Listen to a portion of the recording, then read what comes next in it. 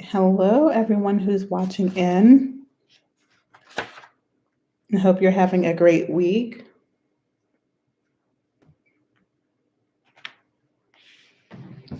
We're going to start in just a second. I'll give a few more people an opportunity to join. Can you guys hear me okay?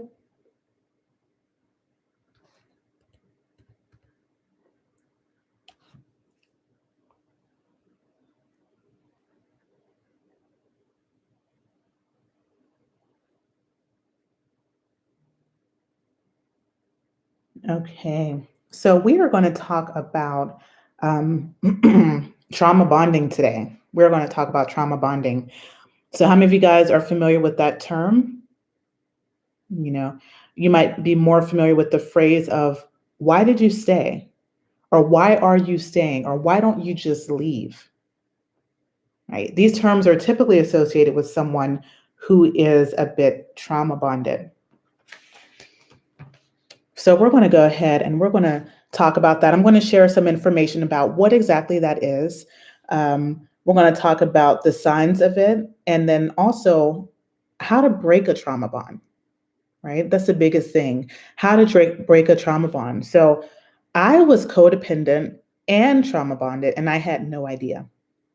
I was so unaware of what I was dealing with. And it wasn't until I educated myself on what I went through that I started to realize, interesting, this is actually matching exactly some of the things I said, exactly how I felt. So as you're listening into some of the information that I share, feel free to comment, as you know we usually do. You can comment, you can message me, you can type in the chat. I'm going to do a little test here. So you can feel free to type in the chat if you have a YouTube or Google account. And if you have any questions, as always, I'll answer them as I get through here. So let's get started. Trauma bonding occurs when the abused person feels remorse for their abuser.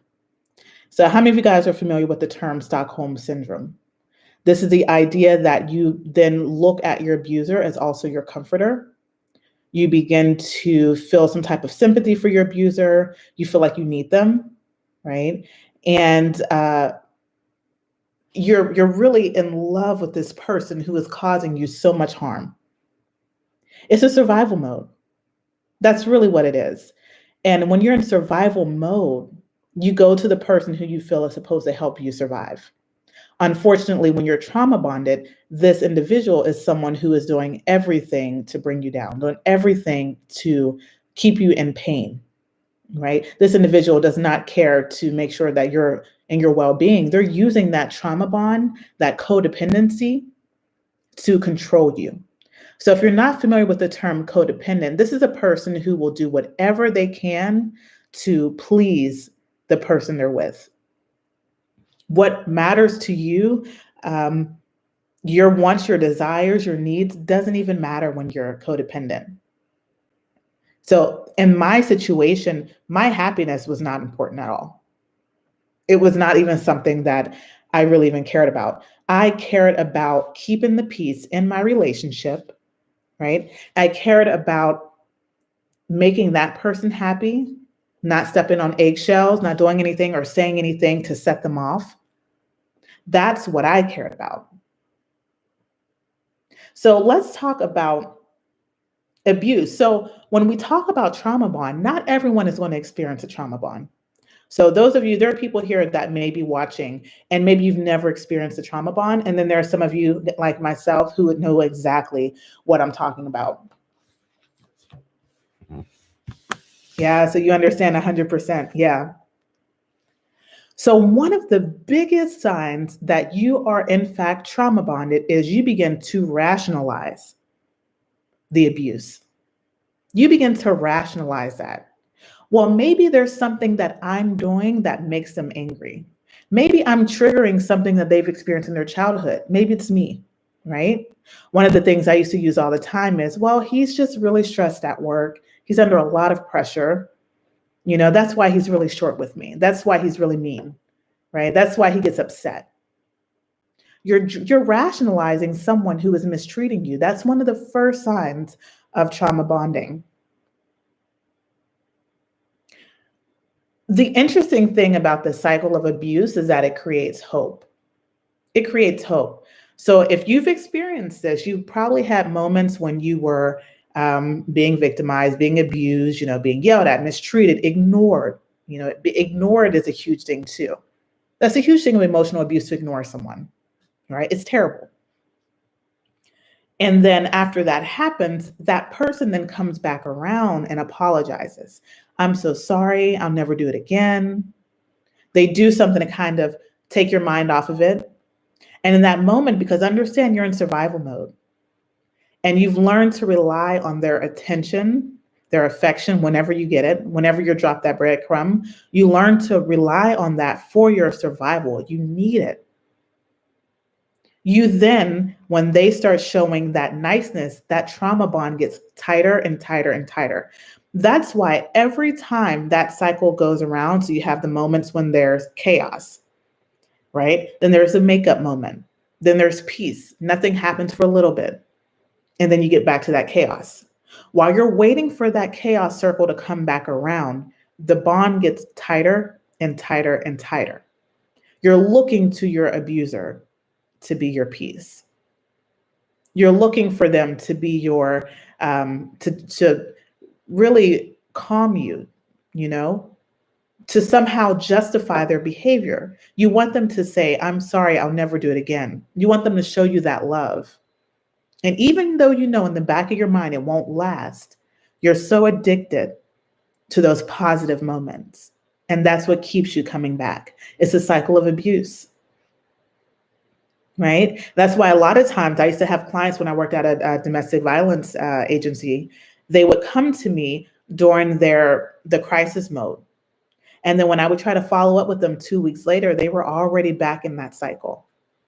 They no longer wanted to open a case against their abuser. They no longer wanted to seek a safe shelter or get help or get a restraining order because they were back in that cycle. Right? So if you've experienced this, and you know exactly what I'm talking about. So one of the other signs, so I talked about justifying the abuse. That's one of the first signs of experiencing a trauma bond. Another one is when people on the outside see that you're being abused, you're being mistreated, and they start to vocalize that, or they say something to you like, I don't like the way this person is talking to you. I don't like the way he's talking to you or she. Why are you putting up with this? You'll actually start to distance yourself from that person because you don't want to hear anything negative about the person you're with, because maybe you're in the honeymoon phase again. So anyone who does not say something that is supportive of your relationship, and I've done it, you start to separate yourself from them. It could be out of embarrassment. It could be because you're not ready to face that reality. There are quite a few reasons why you feel that way.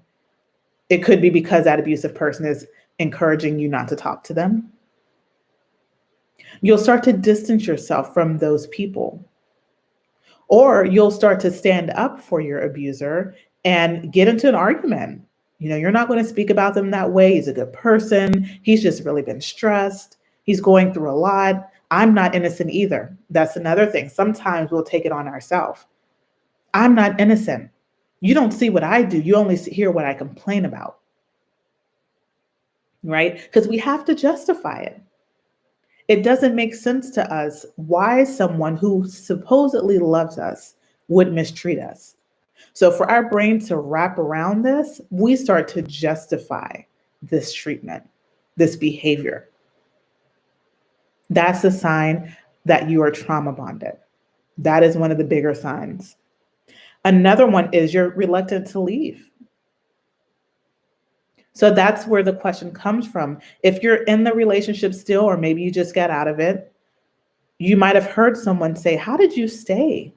Why didn't you just leave? Because there's something in you that you're waiting for the cycle to go back around. You don't realize you're in the cycle, or maybe you do, But oftentimes you don't realize you're in the cycle. So when you're having a blow up, you know it's not going to last forever. You know within the next week, the person's going to come back around, maybe get you flowers, take you to a nice dinner, show you a lot of attention, do all the things that you've been saying you've wanted. They're going to do that because that's what keeps you. That's what keeps you in that relationship. So it's so difficult to leave someone when you know you've seen the side of them. And I've had people say that after they found out they were being cheated on, the person who cheated on them were crying, right? They're crying. Now I'm so sorry. I don't know why I did this to you. I don't know what's wrong with me. And they're crying and it's a sad story. And you were just hurt. You were just betrayed. Your vows were broken. But now you're comforting the person who just put that pain on you. I've been there. I've experienced that firsthand. And imagine what it does to your mind because you just find this information out. You're angry, you're hurt, you're devastated. You want to do terrible things. You want to leave, you want to fight, whatever you want to do to express your rage and your anger. But the same person who just hurt you is now crying, is now putting on this show and they can't believe that this happened. They'll never do it again. Please just don't leave me. And you stay. Right? There's a lot of reasons why people stay.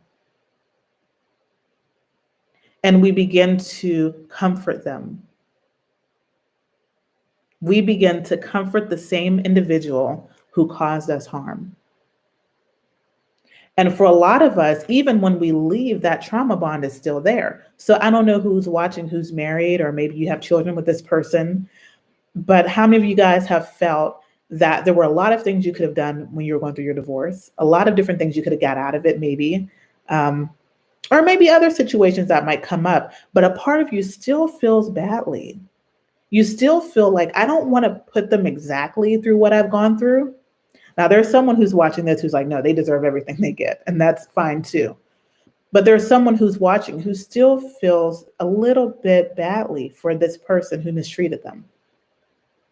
That's a part of trauma bonding.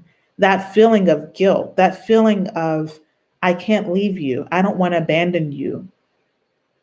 I can't do this to you the way you've done this to me. It's just not in you, right? And that springs from the codependency, from your need of putting them first. So even though you may not be with them, you still want in some way to not really hold them accountable, or for them, you don't take any, I don't want to say delight because that's not the best word, but you really don't pleasure when they're down and out. And that, in fact, you really feel badly about it, right? That's a part of that as well. Taking on that guilt, because that guilt oftentimes is what got you to stay. And you've been groomed to stay. You've been groomed to feel that if I guilt you, I can get away with what I've done to you. And therefore I can control you.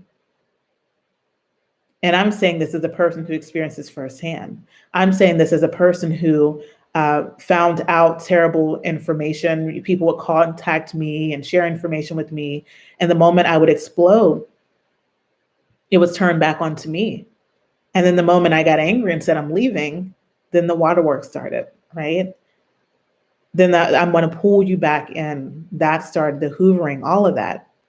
And it creates a trauma bond. It's very unhealthy. The average person will go back and forth 7 or 8 times before they actually leave an abusive relationship. That is a lot of time. So don't feel hard on yourself if you stayed longer than you felt you should have. Understand that you were in survival mode.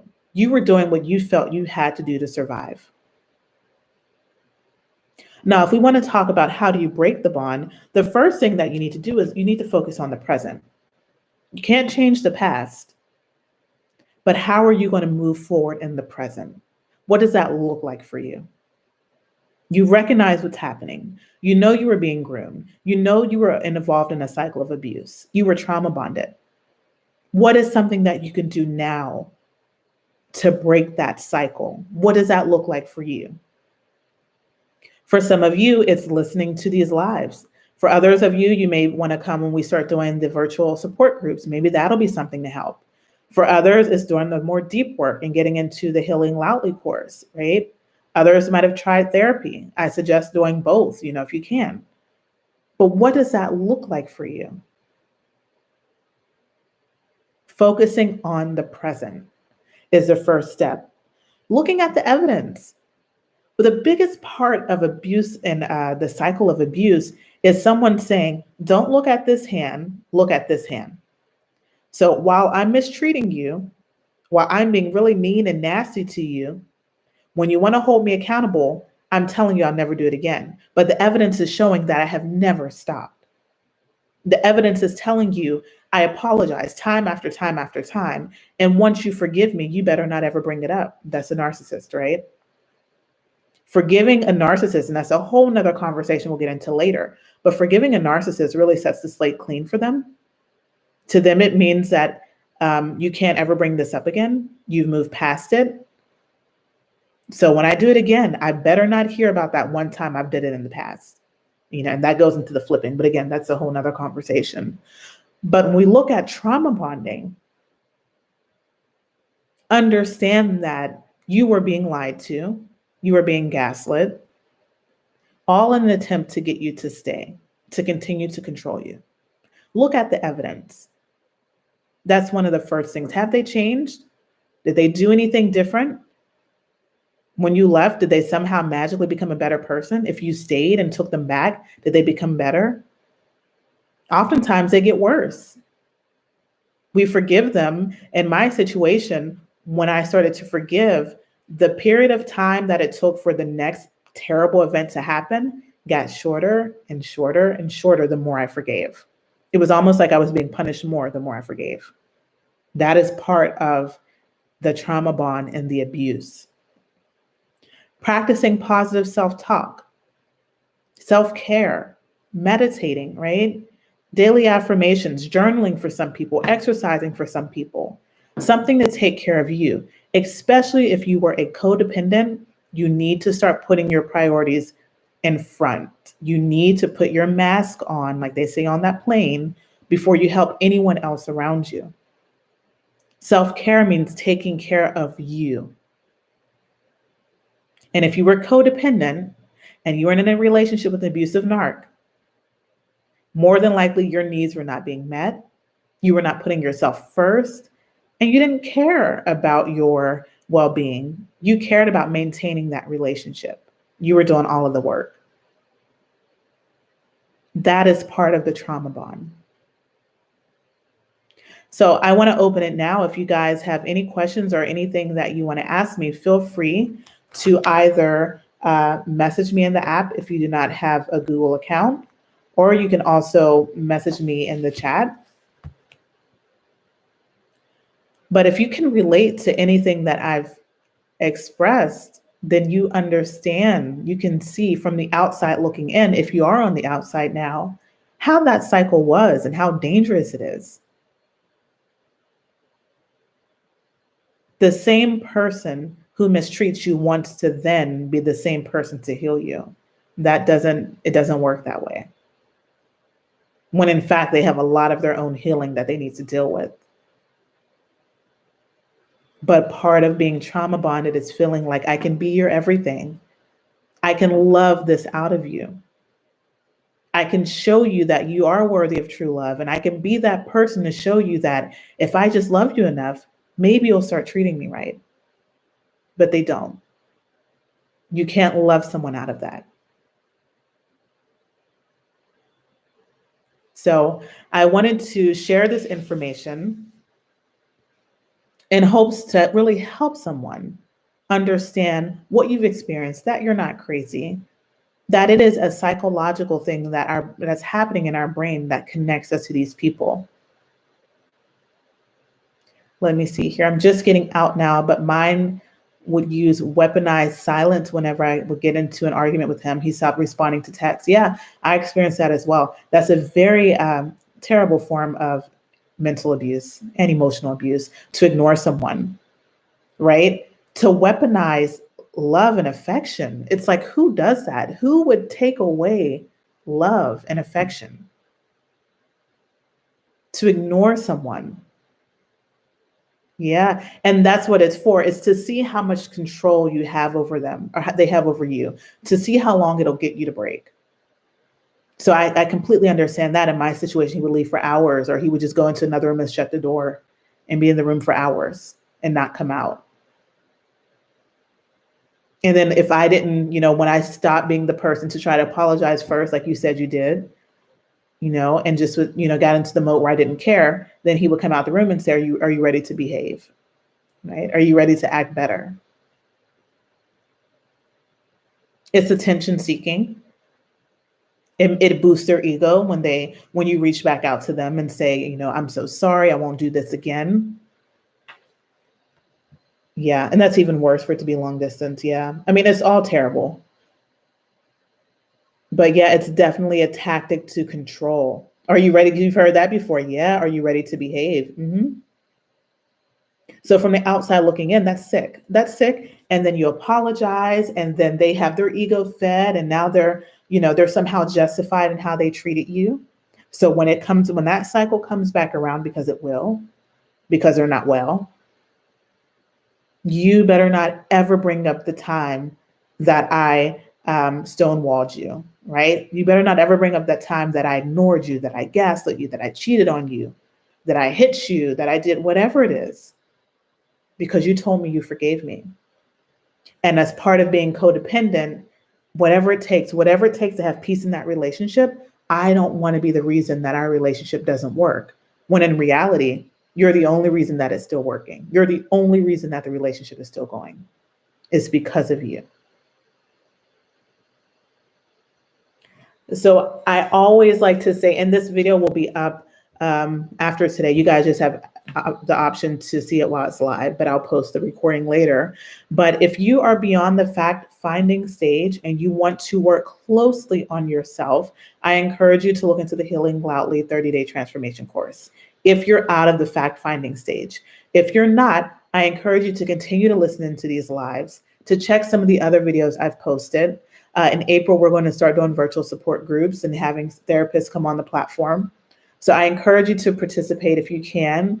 My goal is to have more people on as organizers so that I can allot for different time. I'm a single mom of a toddler. So the best time is when he is away at daycare. So I'm going to start bringing people on for those of you who maybe nighttime is better for you. Maybe the weekends are better for you.